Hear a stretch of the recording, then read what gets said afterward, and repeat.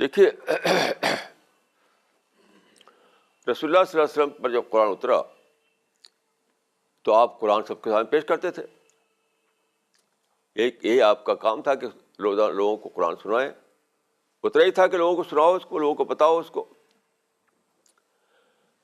لیکن وہ زمانہ جو تھا وہ پرنٹنگ پریس سے پہلے کا زمانہ تھا,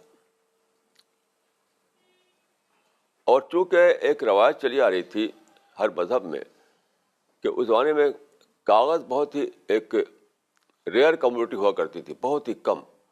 تو سارے لوگ جو تھے وہ اپنی بک لکھتے تھے, اسی میں اپنی بات بھی لکھ دیتے تھے, کمنٹری لکھ دیتے تھے اس کی, کوئی اس کا مطلب لکھ دیتے تھے, کوئی اس میں شامل کر دیتے تھے. تو قرآن یعنی خدا کے کلام میں انسانی کلام شامل ہو گیا. جتنی بھی آسمانی کتابیں آئیں اللہ کی طرف سے سب میں ملاوٹ ہو گئی, سب میں ملاوٹ ہو گئی. اسی لیے کہ قرآن یعنی خدا کا کلام لکھتے تھے, اپنی بات اسے بھی شامل کر دیا, کچھ اس کی میننگ, اس کا ایکسپلینیشن, اس کا کچھ کمنٹری. تو رسول اللہ نے فرمایا تھا اسی ماحول کے بنا پر کہ لا تکتبوا عنی غیر القرآن. یہاں پر اس کا مطلب یہ نہیں کہ قرآن کے سوا کچھ نہ لکھو, نہیں, سیم کاغذ پر نہ لکھو.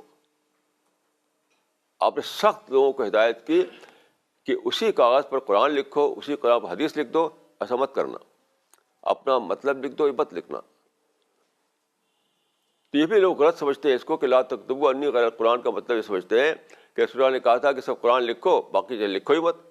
نہیں, سیم کاغذ پر مت لکھو دوسری چیزیں, ایک کاغذ پر صرف قرآن ہی قرآن ہو. یہ احتیاط کی گئی.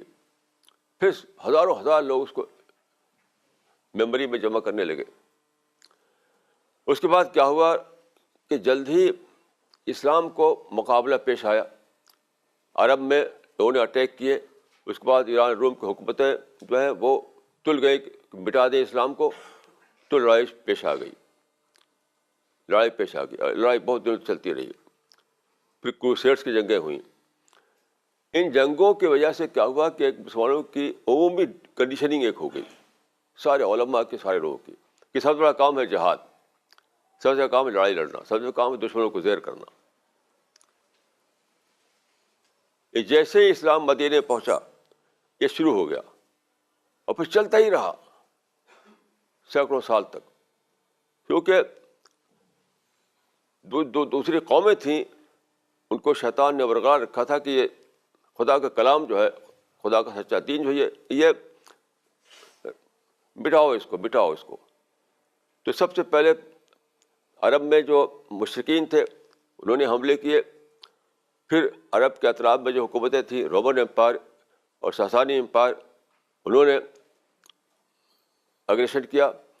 اس طرح سے اسلام یعنی اہل اسلام جو تھے ان کا پہلے مرحلے میں ٹکراؤ پیش آ گیا. اب چلتا رہا. تو لوگوں نے سمجھا کہ سب سے بڑا کام جہاد کرنا ہے. دعوت غائب ہو گئی. رسول اللہ صلی اللہ علیہ وسلم داعی اللہ تھے, داعی کے حیثیت بھیجے گئے تھے, لیکن دعوت حذف ہو گئی. دعوت اتنا حذف ہوئی اس زمانے میں جو علوم بنے ان سب میں دعوت ہی حذف ہے بالکل. یعنی قرآن اس زمانے میں جو قرآن کی تفسیریں لکھی گئی اس میں دعوت حذف ہے. حدیثیں جو مدون کی گئی اس میں کتاب الدعوہ حذف ہے. جو فقہ لکھی گئی اس میں کتاب الدعوہ و تبلیغ حذف ہے. ساری کتابوں میں حذف ہے دعوت. کیوں؟ دھوم مچی ہوئی تھی کہ دشمنوں سے لڑنا ہے, دشمنوں کو زیر کرنا ہے. یہ ایک یونیورسل کنڈیشن ہی ہو گئی مسلمانوں کی. آپ جانتے ہیں تفصیل, آپ جانتے ہیں کیا ہوا کہ مدینے میں بھی اسلام پر اٹیک کیا گیا. اس کے بعد اسلام جو پھیلا اطراف میں ہر جگہ اٹیک ہوتا رہا اس پر. رومن امپائر, ساسانی امپائر, دو بڑی طاقتیں تھیں, وہ ٹل گئی زیر کرنے پر اسلام کو. تو ظاہر ہے کہ ایسا بھی لڑائی پیش آئے گی. لیکن اس لڑائی سے کنڈیشننگ ہو گئی مسلمانوں کی کہ سب سے بڑا کام ہے لڑنا, سب سے بڑا کام ہے جہاد کرنا. تو اصل جو کام تھا دعوت وہ حذف ہو گیا. پورا لٹریچر میں حذف ہو گیا. 1000 سال کے لٹریچر میں حذف ہو گیا دعوت کا, اور جہاد بھرا ہوا ہے. تو مجھ کو ایک بہت بڑا یعنی جہادی ڈی کنڈیشننگ کرنا پڑا، جہادی ڈی کنڈیشننگ، کہ اس سے اب باہر آؤں اپنے آپ کو، اب سارے مسلمانوں کو کرنا ہے۔